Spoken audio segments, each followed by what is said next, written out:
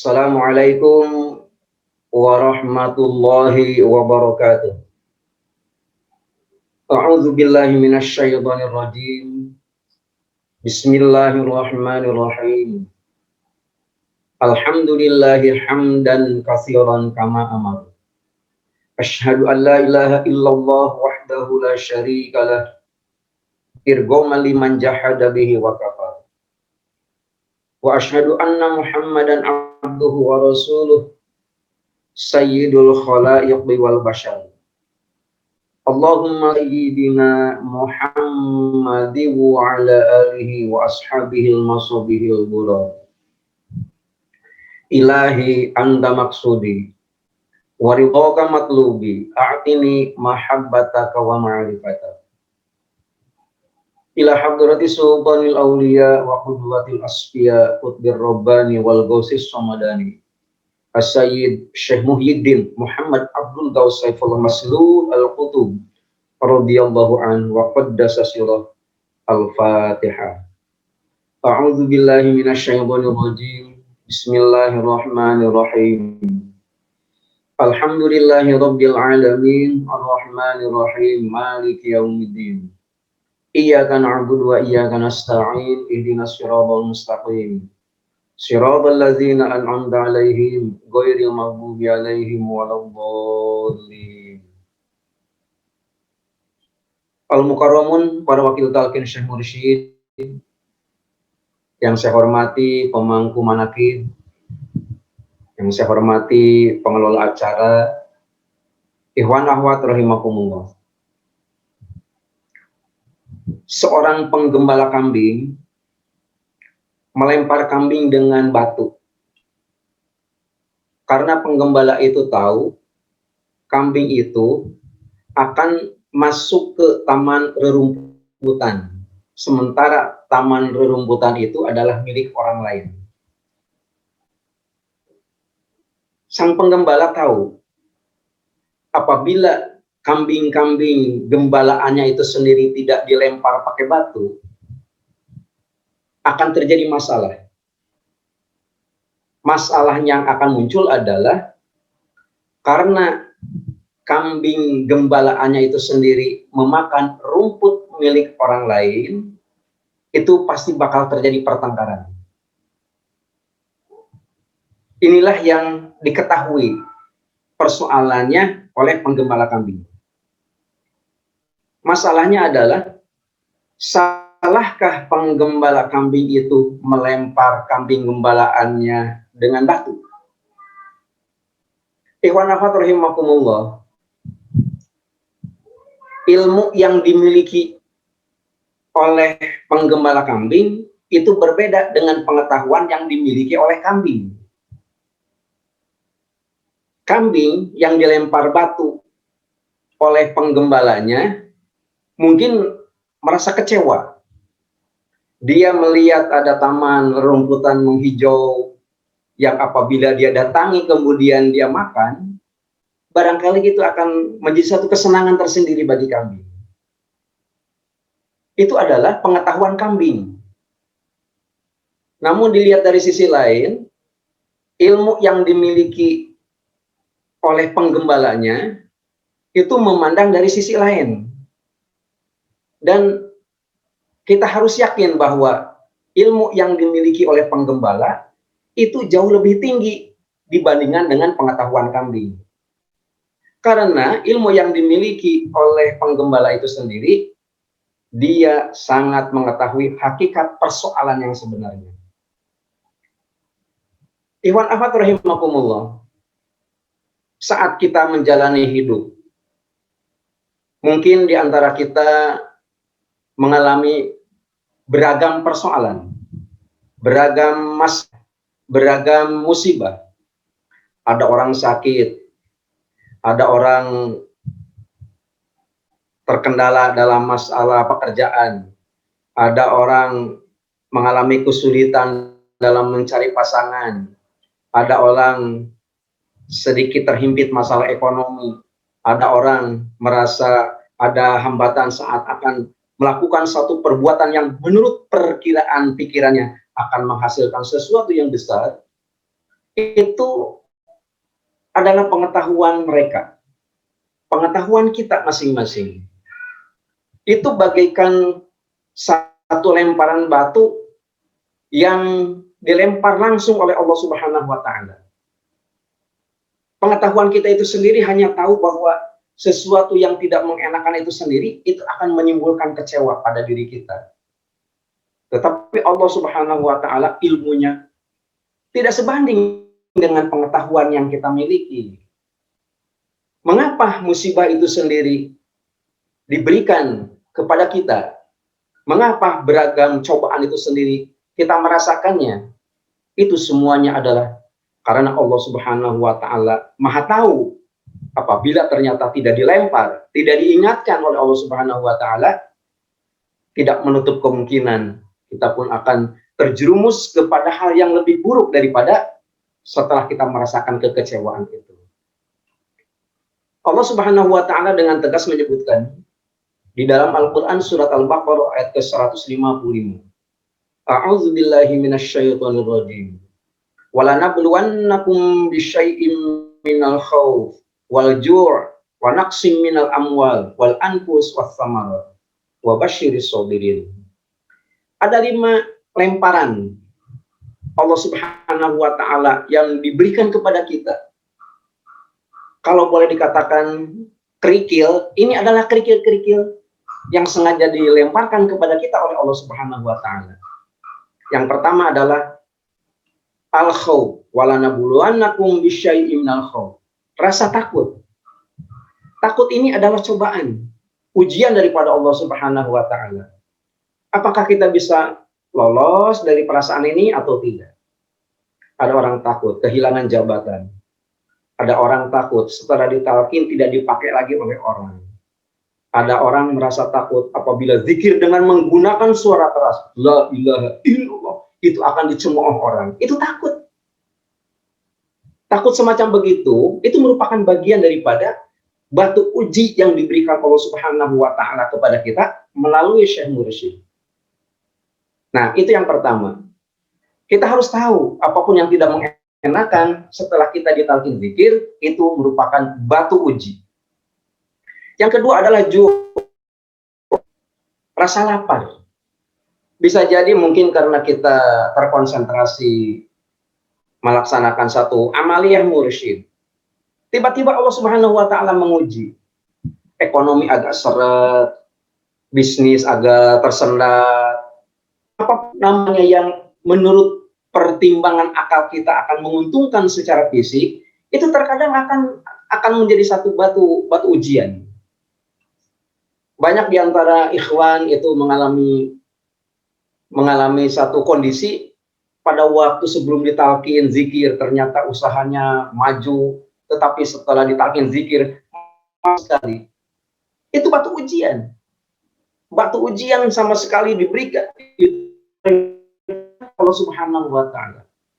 Yang kedua, lapar. Lapar itu artinya kekurangan. Memang dalam hal secara harfiah mungkin itu diterjemahkan lapar itu karena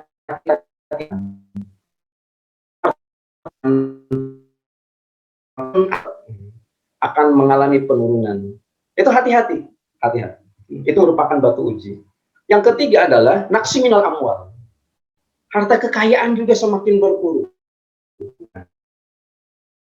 Untuk menanggulangi persoalan yang sedang kita hadapi, masalah yang belum terselesaikan, perlu mengutamakan. Jadi namanya naqsi minal amwal itu sendiri, ada yang mencuri dan lain sebagainya. Itu adalah merupakan batu uji dari Allah Subhanahu wa taala. Nah, yang keempatnya adalah walaupun tidak sedikit cobaan itu sendiri bukan hanya menimpa masalah fisik, tetapi juga masalah ekonomi. Tiba-tiba ada saudara kita yang berpulang kepada Allah Subhanahu wa taala. Rasanya rumit banget. Kita merasa kecewa, kita merasa sedih, merasa berduka dan sebagainya. Nah, ternyata memang itu merupakan rentetan daripada kehidupan oleh manusia. Dan yang terakhir, yang kelima adalah wasamarat, buah-buahan. Kita pun mengalami kekurangan buah-buahan. Buah-buahan merupakan anugerah dari Allah Subhanahu wa taala untuk melengkapi penyempurna hidup kita. Artinya, jangankan masalah tersier, jangankan masalah sekunder, masalah primer sekalipun, itu semuanya kita rasakan. Banyak di antara kita itu sendiri yang merasa kecewa dengan kekurangan-kekurangan semacam begitu. Tetapi perintah daripada Allah Subhanahu wa Ta'ala, jika hal-hal tersebut kita sendiri yang mengalami, wa basyiris sabirin, kita ini dianjurkan supaya bersabar. Memangnya kenapa harus bersabar? Karena pada ayat ke-156, ayat berikutnya, Al-Baqarah, Allah menyebutkan, siapa mereka yang bersabar itu? Alladzina idza asabatuhum musibah qalu inna lillahi wa inna ilaihi raji'un. Jadi orang yang bersabar itu sendiri, itu mempunyai satu pandangan, kita ini berasal dari Allah Subhanahu wa Ta'ala. Karena kita merasa berasal dari Allah Subhanahu wa Ta'ala, otomatis kembali pun harus kepada Allah Subhanahu wa Ta'ala. Yang dikhawatirkan, kalau kambing itu sendiri tidak dilempar batu oleh penggembalanya adalah kita merasa dari Allah Subhanahu wa Ta'ala, tetapi pada saat mengalami cobaan, kita tidak kembali kepada Allah. Mencari solusinya bukan di jalur Allah Subhanahu wa Ta'ala. Nah, ini masalah yang sangat besar dalam kehidupan sehari-hari. Ada orang masalah ekonomi. Sebenarnya masalah ekonomi itu rezeki urusan Allah Subhanahu wa Ta'ala. Manusia diwajibkan untuk berikhtiar. Kemudian keberhasilannya itu sendiri, itu Allah akan memberikan sesuai dengan kebutuhannya. Bukan sesuai dengan keperluannya. Bukan sesuai dengan keinginannya. Nah, kalau itu yang kita sadari benar, maka orang tidak akan lari kemana-mana. Tidak mungkin rezeki akan tertukar.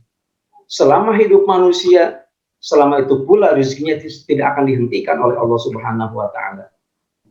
Nah, jadi persoalan yang dialami oleh masyarakat kita, oleh kita sendiri sebagai ikhwan adalah harus diyakini, apabila ternyata kita meyakini ini adalah merupakan bagian daripada ujian Allah Subhanahu wa Ta'ala, maka kembalinya pun, artinya mencari solusinya pun, itu harus berdasarkan kaedah-kaedah yang terkait dengan ketentuan Allah Subhanahu wa Ta'ala. Ikhwan akhwat rahimakumullah. Ternyata di dalam bingkai Thariqah Qadiriyah Naqsyabandiyah, Pondok Pesantren Suryalaya, itu sangat indah. Ketika kita ditalkin zikir, maka kita diberi dua suplemen. Suplemen itu adalah ternyata suplemen zikir jahar dan zikir khofi.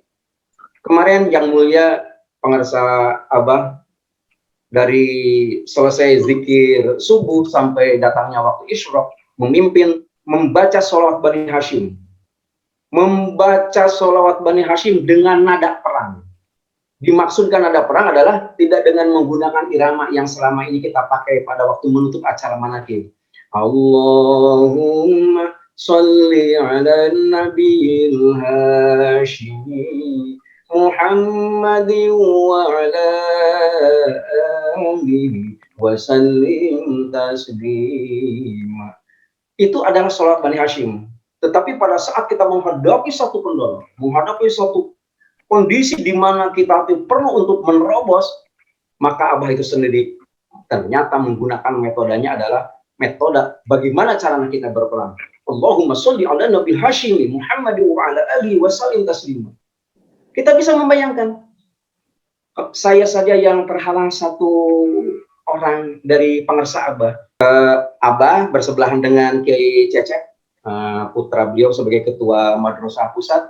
Kemudian di sebelahnya saya, itu menyaksikan benar, merasakan benar bagaimana Allah menyatakan perang dengan virus corona. Itu yang akan merugikan agama dan negara. Jadi menghadapi persoalan besar pun yang saya sebutkan pada ayat yang ke-155 surat Al-Baqarah, tidak salah manakala kita menerapkannya dengan menggunakan sholawat Bani Hashim, dengan menggunakan nada perang. Allahumma sholli ala nabil hashim Muhammad wa ala alihi wa sallim taslima. Saya tidak sengaja menghitung, hanya ada kantor di hadapan saya. Ternyata setelah melaksanakan zikir subuh sampai isyraq, itu tidak kurang dari 1650 kali Abah membaca sholat Bani Hashim dengan nada perang. Ikhwan rahimakumullah, dapat dikerucutkan bahwa ternyata apabila rasa ketidaknyamanan yang kita rasakan, ketidakenakan, mungkin akan memunculkan rasa kecewa, bahkan stres di antara kita, harus kita yakini benar bahwa itu merupakan batu uji dari Allah Subhanahu wa taala yang dilemparkan oleh Syekh Mursyid. Apakah kita bisa lolos daripada ujian-ujian tersebut? Karena sebenarnya ada hikmah terindah apabila kita lolos daripada ujian-ujian itu, yang itu dikatakan sebagai orang yang sabar. Demikian, mudah-mudahan bermanfaat. Kurang lebihnya mohon maaf. Wassalamualaikum warahmatullahi wabarakatuh.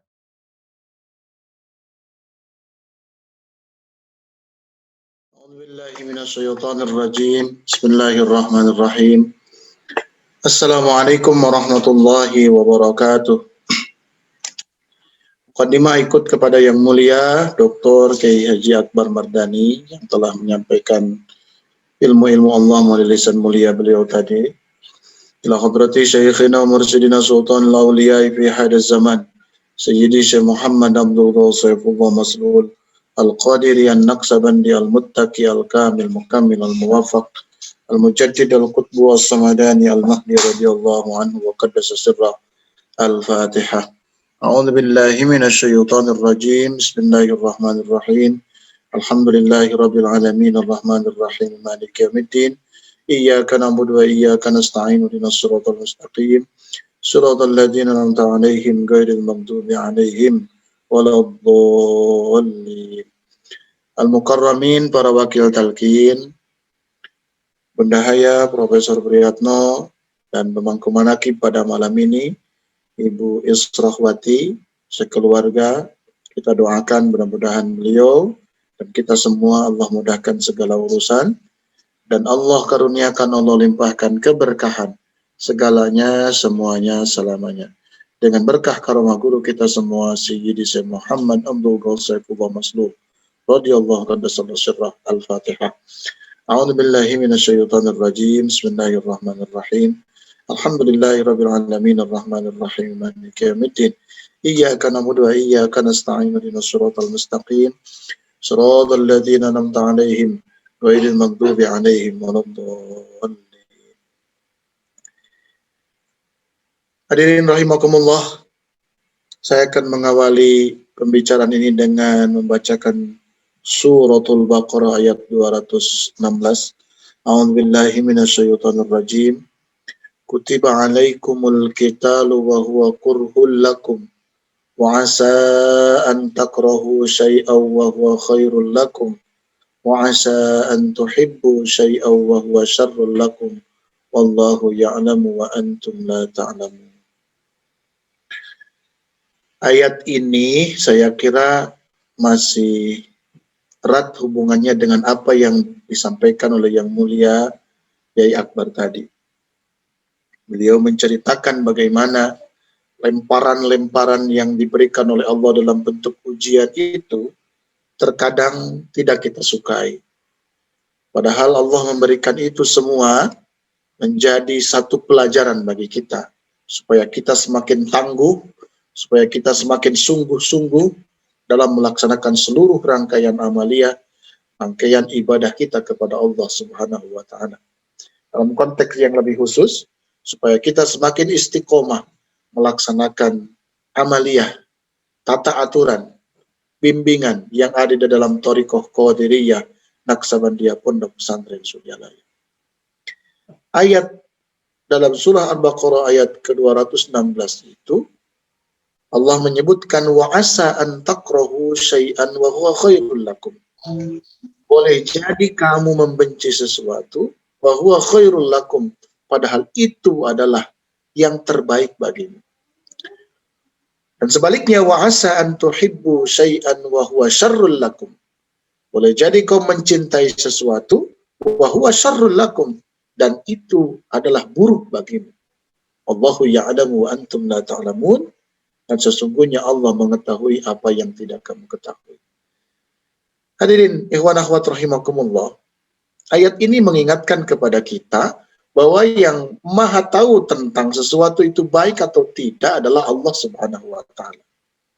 Maka clue besar yang tadi disampaikan oleh Yang Mulia Yai Akbar adalah bagaimana kita memiliki pikiran yang positif terhadap sesuatu yang Allah hadirkan kepada kita. Kalau hari ini kita merasakan, misalkan dalam tanda petik, sesuatu yang kurang mengenakkan kita, yang dalam bahasa umum di dalam dunia tasawuf disebut dengan waridul qabdi. Sesuatu yang masuk ke dalam hati kita, perasaan kita, dan kita rasakan itu tidak mengenakkan. Itulah waridul qabdi. Jadi sesuatu dirasakan oleh kita, masuk ke dalam diri kita, dan kita kurang senang dengan itu. Gelisah, galau, kemudian sedih, dan lain sebagainya. Dan berbagai macam turunannya. Itulah waridul qabdi. Ada sebaliknya, waridul basti. Waridul basti itu adalah sesuatu yang masuk ke dalam diri kita, yang kita rasakan, dan itu mengenakkan kita. Itulah waridul basti. Dalam tradisi umum yang biasa disebut di dalam dunia tasawuf. Nah, yang kita senang dengan kebahagiaan yang datang kepada kita, itu boleh jadi sebenarnya buruk bagi kita. Menurut Allah. Kenapa buruk? Kalau kita tidak kita sikapi dengan kesyukuran atas kebahagiaan itu, berarti buruk kebahagiaan itu datang kepada kita. Dan sebaliknya, kalau kesedihan datang kepada kita, itu bisa jadi baik menurut Allah bagi kita, kalau kita sikapi dengan kesabaran. Jadi sebenarnya, orang itu dibedakan dari bagaimana dia menyikapi persoalan, menyikapi berbagai hal yang ada di hadapannya. Saya, dengan Yai Akbar, menghadapi persoalan yang boleh jadi sama persoalannya, ukurannya sama, durasinya lama, tetapi kualitas kepribadian saya dengan Yai Akbar tentu berbeda dalam menyikapi persoalan yang sama itu. Punten misalkan ya, ketika kesandung batu, Yai Akbar langsung jeduk, tadi dibilang apa? Inna lillahi wa inna ilaihi raji'un. Wa idza asabathum musibah qalu inna lillahi wa inna ilaihi raji'un. Begitu. Tapi boleh jadi ketika saya kesandung batu, batunya sama-sama itu, ya, lamanya, tingkat sakitnya kalau diukur, misalkan ada ukuran mengukur tingkat kesakitan, tapi karena respon kepribadian saya berbeda dengan beliau, boleh jadi yang keluar dari lisan saya adalah kalimat-kalimat yang menyebutkan nama-nama di kebun binatang. Boleh jadi begitu. Kenapa? Karena kesiapan kapasitas pribadi ketika menghadapi persoalan itu berbeda-beda. Nah, inilah yang tadi disebutkan oleh Yai Akbar, batu-batu lemparan yang diberikan kepada kita itu apa? Minal ju'i wa naqsim minal amwali wal anfusi was samarat, ya. Ada boleh jadi orang itu diuji ya dengan apa? Dengan kelaparan, dia masih tidak ingat juga kepada Allah. Dikurangi hartanya, tidak ingat juga kepada Allah. Tapi ketika anaknya meninggal, baru dia sadar. Begitu. Baru dia sadar. Baru dia bertobat. Baru dia balik kepada Allah. Baru dia merasakan butuh kepada Allah Subhanahu wa ta'ala. Jadi lipatan-lipatan, lemparan-lemparan, kerikil-kerikil ujian yang disampaikan tadi oleh Yang Mulia Yai Akbar itu adalah untuk apa? Untuk Allah nyentrik kita. Nyentrik itu apa? Nyentrik itu ya, untuk nyentil kita supaya kita balik kepada Allah, supaya kita pulang kepada Allah. Maka bersyukur kepada Allah Subhanahu wa ta'ala melalui berkah karamah wasilah guru kita semua, Pangarsa Abah Awas, kita dimasukkan ke dalam satu ruang yang itu memiliki pintu keterhubungan dengan Allah yang luar biasa banyaknya. Di sana sini, di atas, di bawah, di pinggir, di depan, di belakang, pintu-pintu amaliyah Thariqah Qadiriyah Naqsabandiyah Pondok Pesantren Suryalaya adalah pintu-pintu yang connectedness kepada Allah Subhanahu wa ta'ala, terhubung dengan Allah Subhanahu wa ta'ala. Bayangkan, dari mulai salawat Bani Hashim, ya, tadi yang sampaikan oleh Yai Akbar ketika dibacakan kemarin secara intensif oleh Pangarsa, dipimpin oleh Pangarsa Abah Aus. Apalagi, dari mulai bangun malam sampai tidur kembali lagi, semuanya terhubung dengan Allah Subhanahu wa ta'ala. Tidak ada. Bahkan nyaris, mohon maaf, saya melakukan survei kecil-kecilan. Kalau kita konsisten melakukan amalia dari bangun tidur sampai tidur lagi, itu tidak ada ruang bagi kita untuk melakukan hal-hal buruk. Kalau itu terus intensif kita lakukan. Coba bayangkan, bangun tidur, sudah bangun, kemudian mandi tobat, nyambung terus sampai subuh. Ya, subuh selesai, nunggu sebentar, sudah masuk isyraq, gabung dengan sholat yang lain sampai sholat duha sekarang. Ya, terus lagi masuk ke ruang kerja kalau ada yang bekerja, masuk ke sawah bagi para petani, masuk ke kebun bagi para pekebun dan sebagainya. Setelah itu kita masuk 15 menit sebelum duhur kita sudah mulai ibadah lagi. Masya Allah, tabarakallah. Ini kesyukuran kita.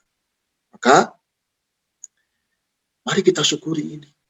Karena kita dimasukkan, digiring oleh guru kita kemana? Ke satu ruang, di mana ruang itu terhubung kepada Allah Subhanahu wa Ta'ala. Apa?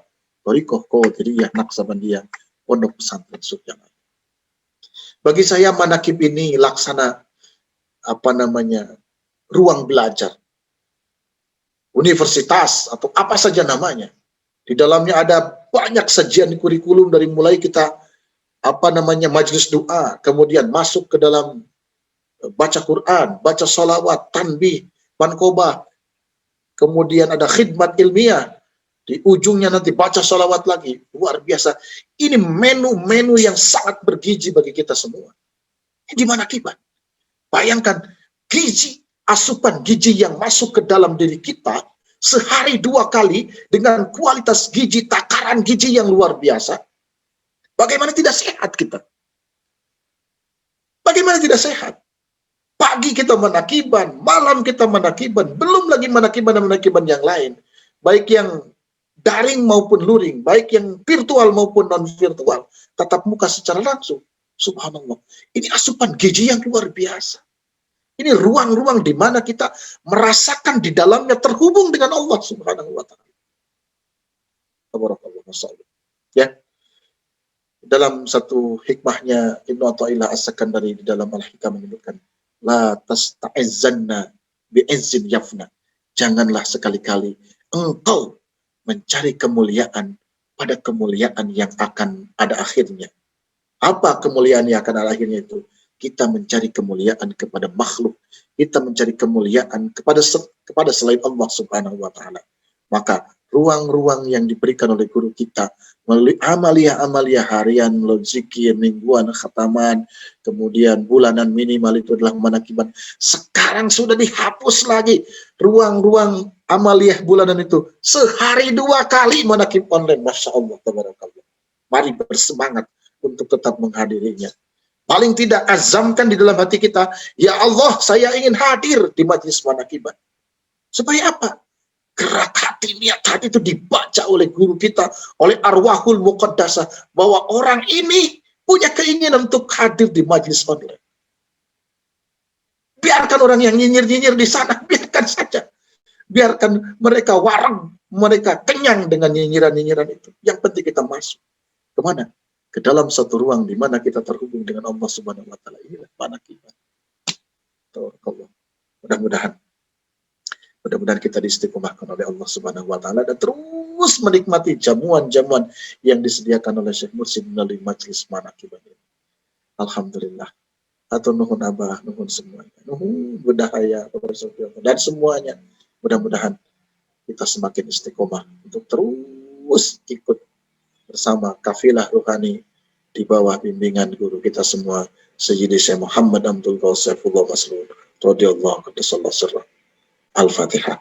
A'udzu billahi minasyaitonir rajim. Bismillahirrahmanirrahim. Alhamdulillahirabbil alamin.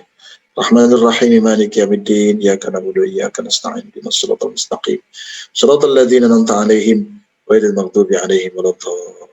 Terima kasih. Mudah-mudahan ada guna dan manfaatnya. Tetap bersemangat, tetap ada niat di dalam hati. Ikuti bagaimana yang dilakukan oleh Yai Samsul Muhabi. Bagaimana membuat notifikasi yang membuat kita bersemangat hadir di majelis manakib online ini. Kalau perlu ringtone-nya apa tadi kata Yai Samsul Muhabi itu sederhana, kopi dangdut. Biar kita semangat hadir di dengan nada-nada yang kita suka saja. Ada yang seriosa dan sebagainya, mangga. Amin ya Allah ya rabbal alamin. Wallahul muwaffiq ila aqwamit thoriq. Assalamualaikum warahmatullahi wabarakatuh.